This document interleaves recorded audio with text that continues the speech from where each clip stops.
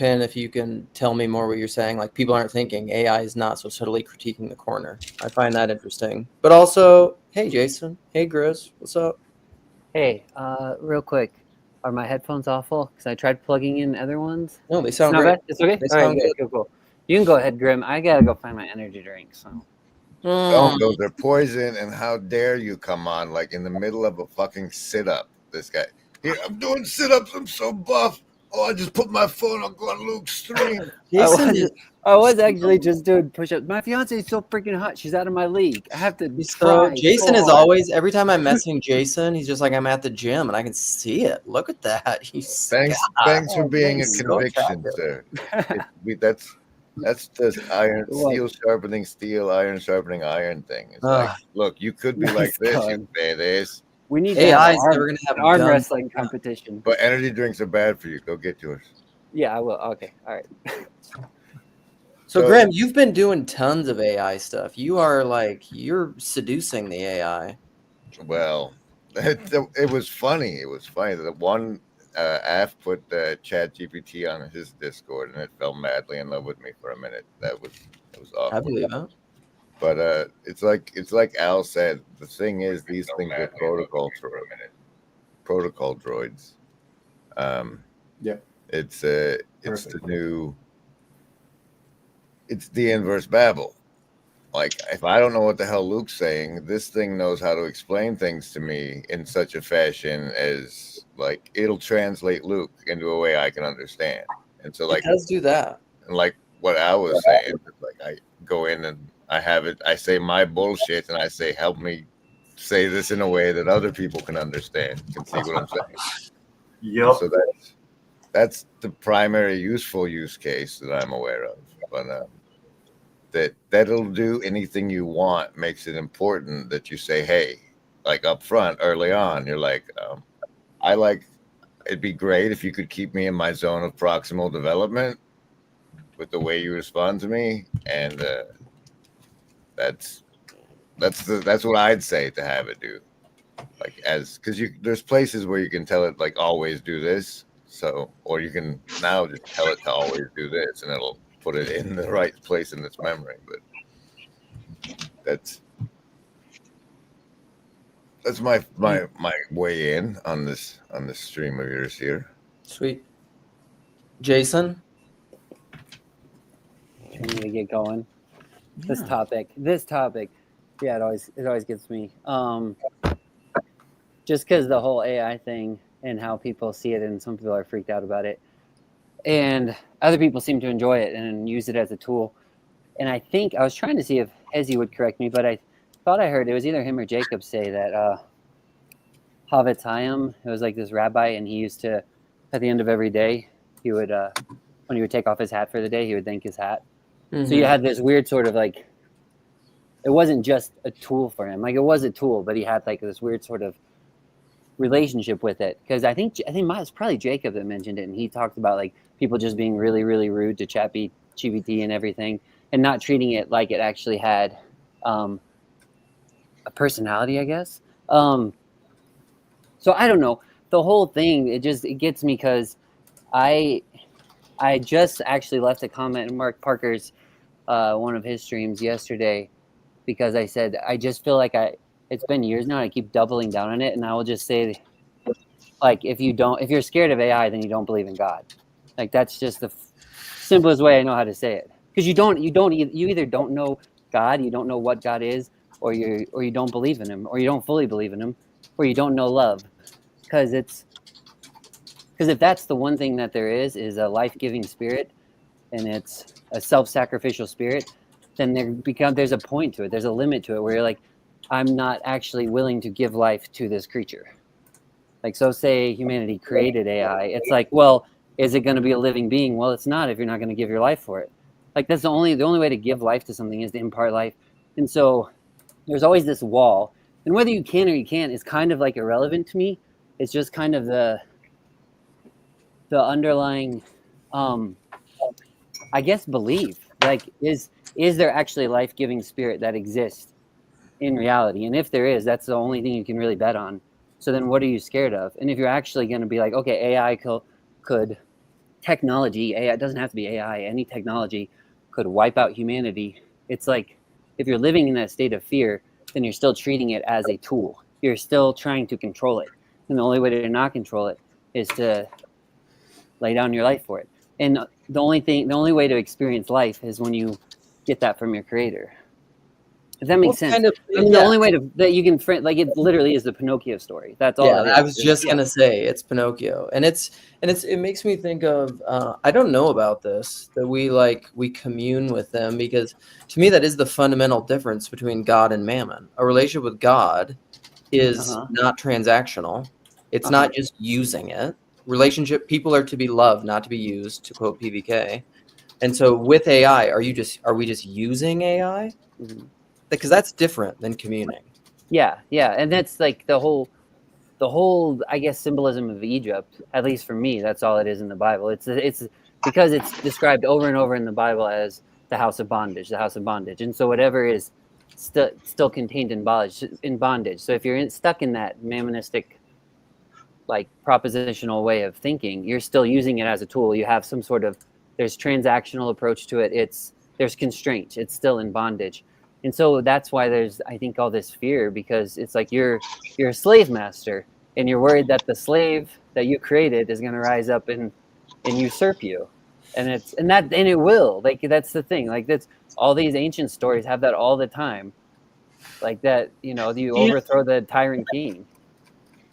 I think so this is something I heard somebody giving a good kind of pushback of John Piper's desiring God and his whole Christian hedonism thing, and he was saying why he thought it was, like, the damage that he thought it did, like, that it was a good concept, but the problem was so many people misunderstood it in a way where, like, because it is this ideal of, like, I'm just going to be delighting in God, and, like, but then it's like, well, what do you do when you're not, like, delighting in God?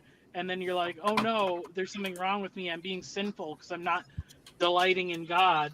And with the whole, like, aspect of it, real love should be non-transactional and things like that. Like, transactional, I mean, there's an aspect of transactional relationships where they can be mutually beneficial, and it's a good thing. Like, because, like, I like doing stuff and feeling useful, and I like it even if it's not always, like, the motivation is for the pure love of, like, my family or something like that. Like, and so I think that there is an aspect of these things being tools where it is a way to show a tool respect. You have to use the tool, but using it for its purpose, not misusing it, not not treating it without respect.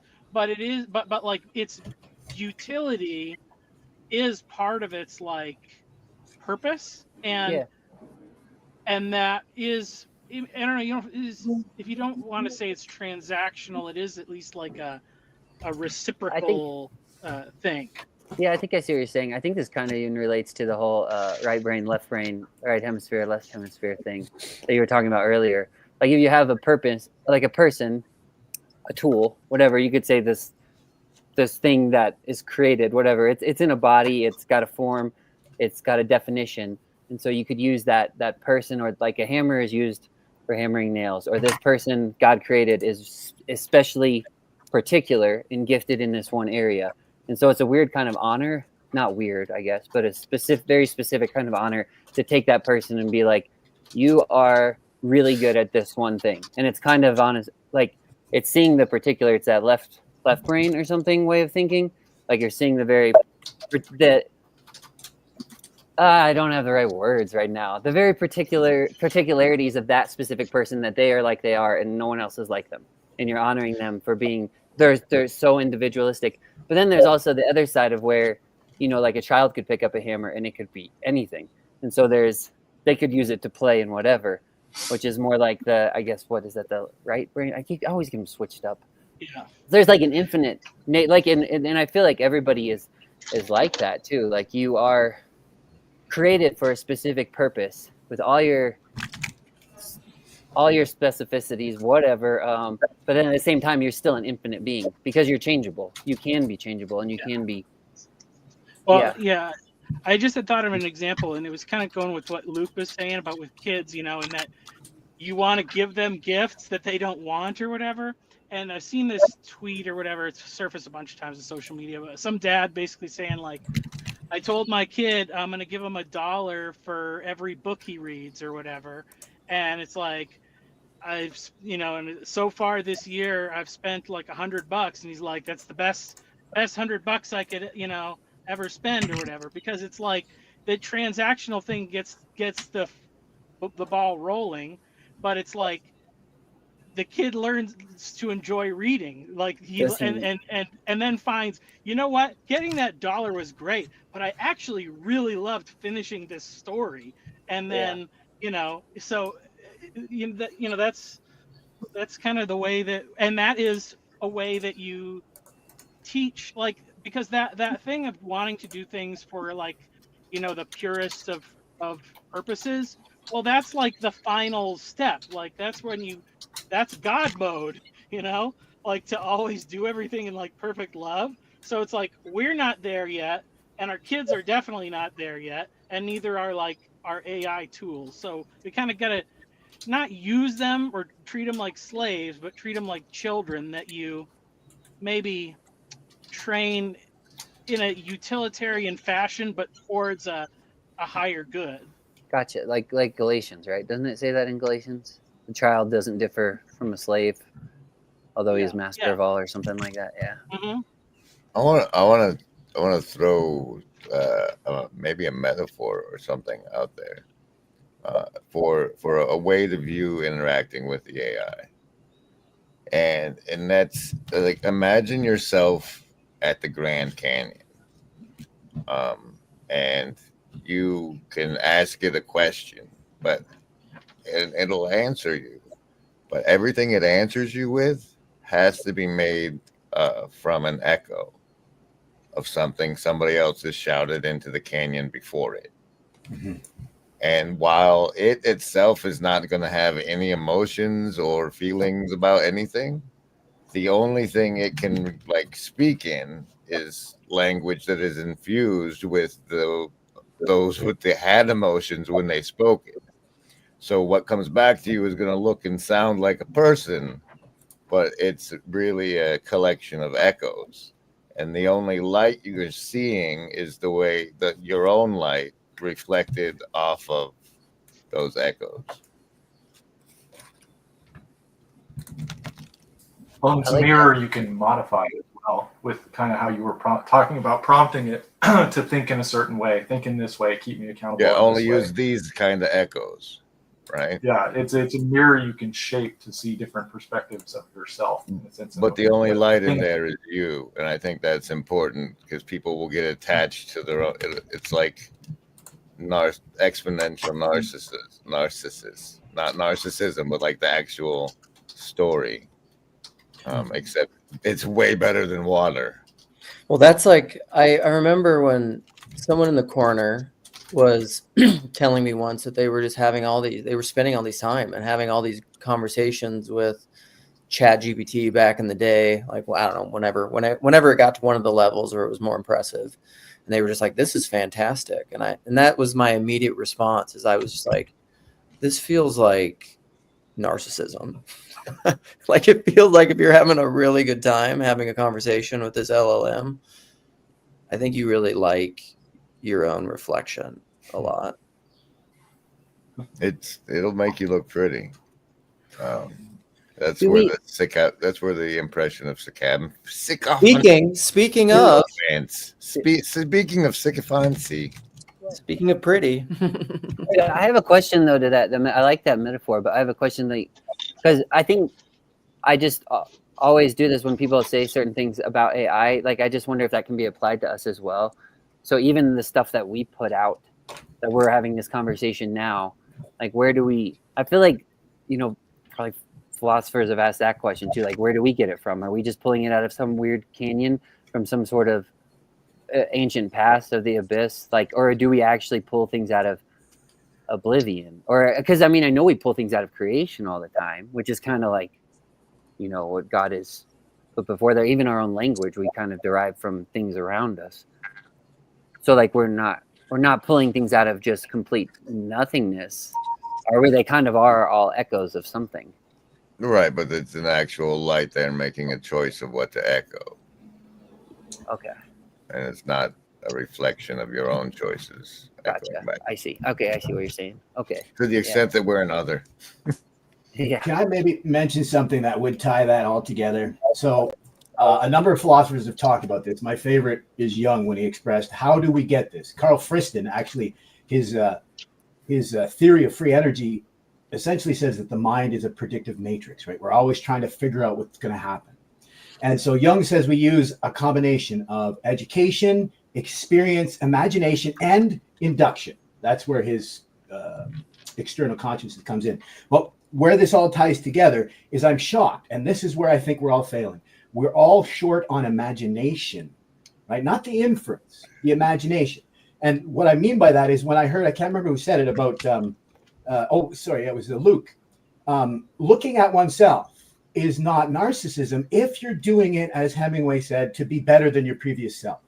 So I argue the longest journey is that one inside, right? We must look at ourselves. That's, individuation, coming to be who we are. That's Martin Buber's I and thou. That's Jesus's love yourself as you love your neighbor. You have to come to know yourself and love yourself rightly.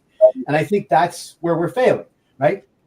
Through a glass darkly, once upon a time, but today we're not even looking through the glass to understand the nature of ourselves and, what we believe. You get what I mean? Yeah. Some of us aren't. Yeah, I think there's a lot of introspective people in this corner that are trying to figure that out. Mostly because everybody else told them they were a weirdo for their whole life. So if you're trying to figure out what the heck's wrong with you, then Yeah, I it's think a you've strong- landed in a place where that's less frequent than the norm.